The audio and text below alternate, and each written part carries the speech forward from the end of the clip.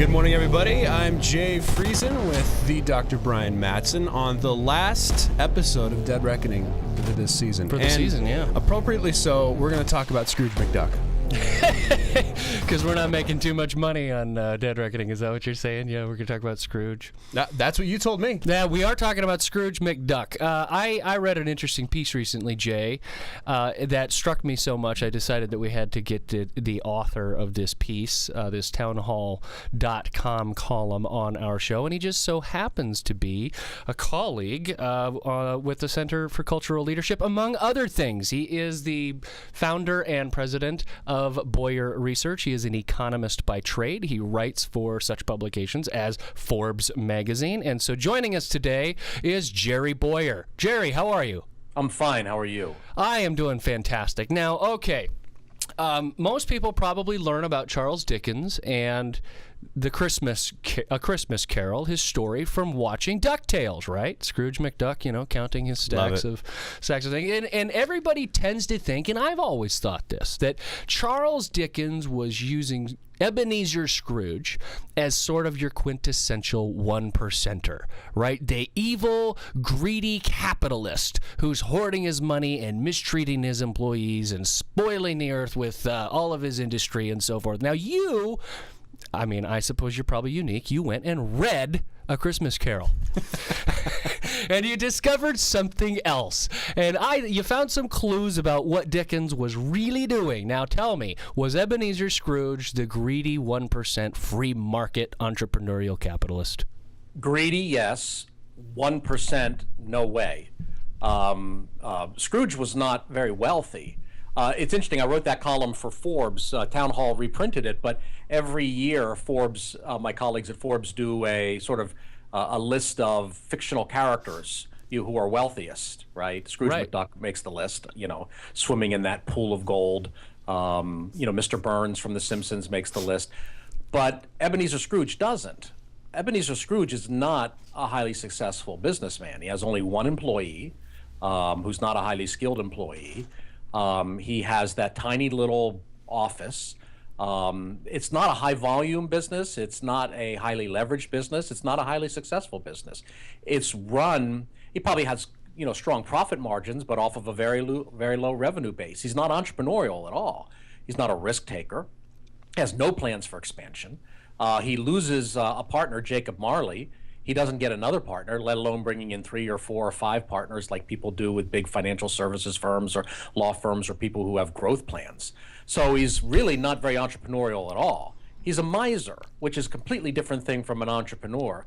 For entrepreneurs, money is like blood. It has to keep pumping. For misers, it's stored, it's hoarded. Misers are dragons, right? Smog is a miser, right? He doesn't do anything with all that gold. So the miser mindset and the entrepreneur mindset are almost direct opposites of one another. So Scrooge, definitely greedy. He's not a generous man, but 1%, no way. And entrepreneurial, not in the slightest. Wow. All right. So now we've established now Scrooge's socioeconomic status. He's not really being held out as the great, wealthy man. Now you discovered some other hints and clues in A Christmas Carol as to what Charles Dickens himself was really doing, and you discovered that he was actually writing this story to sort of have a commentary on a public debate going on at the time in England, a sort of battle of ideas, and you discovered that Dickens was commenting on this in a very particular way. Tell us about the little textual clues about what you discovered Dickens was up to. Well, sure. Let's look at the sort of the context first, and then I'll come into how the clues fit into the context. The context, the great economic debate of Dickens' time, and really the generation before Dickens, was whether or not the economy could support all these poor people who were viewed by many in elite and intellectual circles as engaging in excessive breeding. There was a sense that the lower classes were irresponsibly breeding, that they were, just having too many children, and that they couldn't support their children. and that society couldn't support their children, that there were insufficient economic resources, especially food resources, to feed all these new people. It's amazing how much hand-wringing you have in the 1800s. I mean, even up as late as John Stuart Mill, about the lower classes and their breeding, and their excessive breeding. And that was really set off by a amateur economist and whose day job was a Christian minister, a man named Reverend Thomas Malthus, who wrote an essay on population. And Malthus, I think, got the minister part wrong and the economist part wrong. He believed that it's the natural tendency for human societies for birth rates to outstrip the production of food. That population increases geometrically, whereas food supplies only increase arithmetically. Right. So eventually, to get into the math, right? Eventually, the one curve, the population curve, sort of splits off from the food production curve. And I didn't get that idea from observing the economy or from strong economic reason. He wasn't really that good an economist. He got that through a misreading of the Bible. He read the account in Genesis of the fall and saw, "Cursed is the ground because of you," and thought that the curse was the main fact of economic existence. Of course, that passage goes on to the proto-evangelium, that the seed of the woman will defeat the serpent, will crush the head of the serpent. So he had a Christianity without the redemption story. He had the fall without redemption. And then he imported that theological mistake into his economics. All economic distortions are first theological mistakes. And in his case, the theological mistake was curse without blessing. Wow. So we're all essentially just animals fighting over the scraps, right? I mean, that's generally Malthus. We're always in danger of overbreeding and outstripping our ability to feed ourselves, right? That's right. We're animals fighting over scraps. Insects, there are insect analogies, and it's interesting because Dickens uses those insect analogies later against Scrooge. It's interesting that the founder of the population the overpopulation theory, the main progenitor of that idea, interesting metaphor, progenitor, but Paul Ehrlich was an insect biologist. He's the one who gave us the idea of the population bomb. That's right. He did something on his doctoral work was on ant colonies, if I'm not mistaken. And so we're all a hive. Right. We're all a swarm. Now, there's a huge problem with that human beings are symbol users. We have logos, right? Davar. We have words, which means in the natural order, in order to increase the survivability possibility of a species, there has to be some kind of genetic shift, some microevolutionary shift, right? The frog gets better, gets stronger legs, right? The ant gets more attuned antennae or something like that. But human beings are different. If one human being discovers something, he can tell everybody else because we're logos creatures. We have the ability of verbal communication.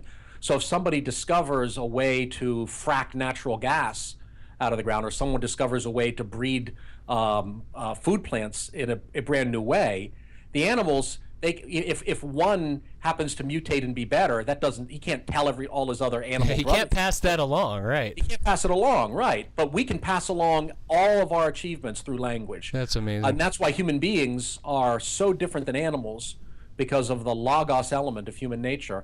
And that's why Malthusian economics is wrong, because the more people you have, the more problem solvers you have, and solutions can pass instantly. And solutions are not scarce. Material resources might be scarce. This is something St. Augustine says, that when Jesus feeds the 5,000 and he breaks the bread, right, and it just keeps multiplying and multiplying, and the fish keep multiplying, Augustine says this is a metaphor for the Word of God. This is a metaphor for the gospel, for knowledge, which doesn't get used up the more people use it. See, it's the bread of life. I mean, Christ is not just doing a magic trick. He's teaching a lesson. These are semeion. These are signs and wonders. And the sign of this is that the bread of life can be shared by everyone, because the bread of life is communicated through the Holy Spirit, through new knowledge, through the spread of the gospel. And is inexhaustible. If I give the gospel to someone, I don't lose the gospel, right? If I give an idea to somebody, I don't lose the idea. And that's why human beings The more you have, you get to 10 billion, 15 billion, 20 billion.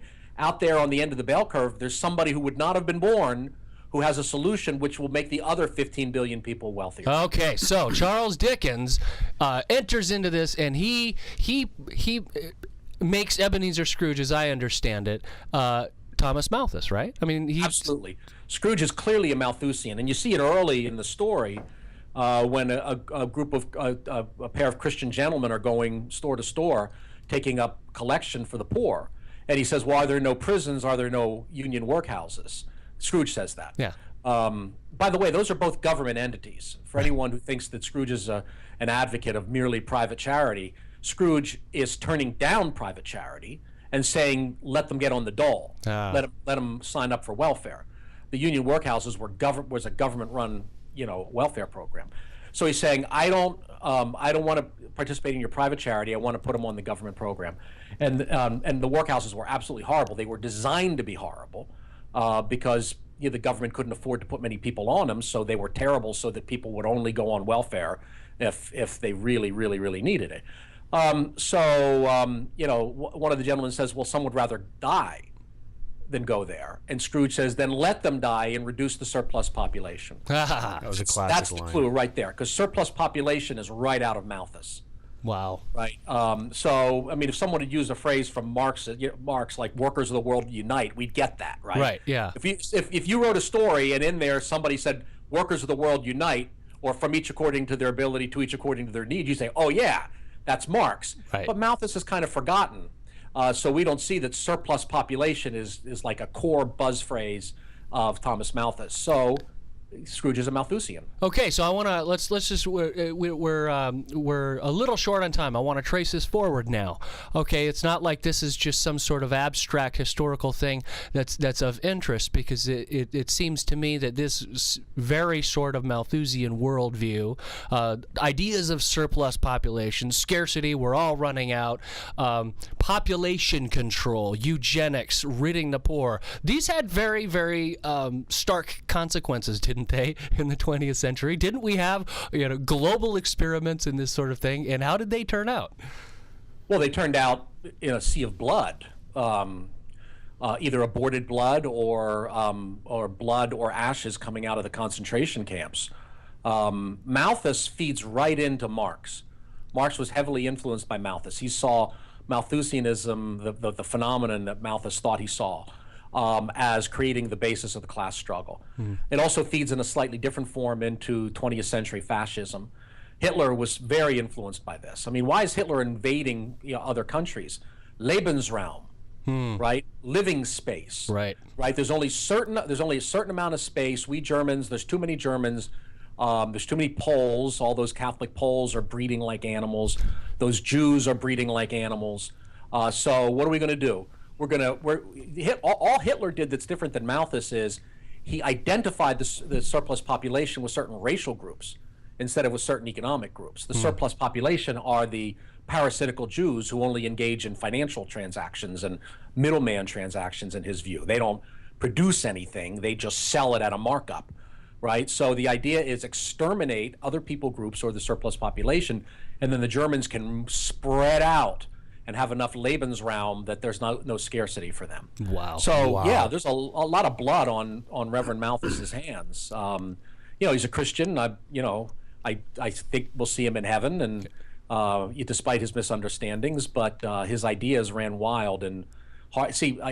Unfortunately, his ideas were fruitful and multiplied. He had too many children, too many intellectual children, and ironically, yes. Yes, he's done a great deal of damage. I mean, there's 100 to 200 million dead Chinese baby girls because our leaders. The Chinese didn't come up with this on our own. It's Western foundations that went to China and said, well, we can't do this back at home, but we can have zero population growth. We can do a great social experiment. That all goes back to Malthusianism. Dickens saw early the evil of it. He saw that it was a horrible thing. The ghost of Christmas Present gets angry at Scrooge. Scrooge says, the ghost says, and ghost is spirit. I mean, these guys are clearly angels, right. They're not ghosts.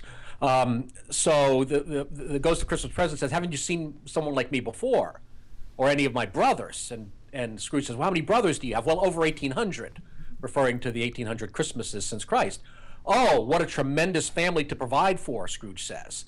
And at that point, the ghost of Christmas Present rises in anger, reaching for his empty scabbard. He's angry at this idea. He's very angry at Scrooge a number of times because he sees the evil, and he looks forward into the 20th century. Look at this boy, ignorance. Right. Look at this girl, want.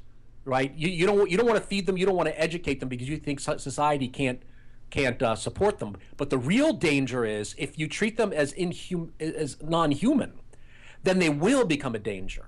Wow. They're not a danger unless they're subjected to Malthusian ideas. But there's enough for everybody. Anyway. Yeah. wow. So this has been very helpful, Jerry. We're recovering Charles Dickens' original vision, and that is it's a profoundly pro-human book. It is pro-life, we might say, in the grand scheme of things. And pro-family as well. Pardon? Pro-family as well. I don't know how we are on time here. But yeah, right. We're very short on time. But this has been fantastic. So I'd like to encourage our readers, pick up A Christmas Carol again this year and read it as the great pro-life, pro-family tract it is. I know, I'm going to read it. It is not again the in a different light. Anti-capitalist, anti-entrepreneur, anti-free market screed. It is a pro-life document. Jerrry Bowyer, thank you so much for joining us. My pleasure. Thank you for having me.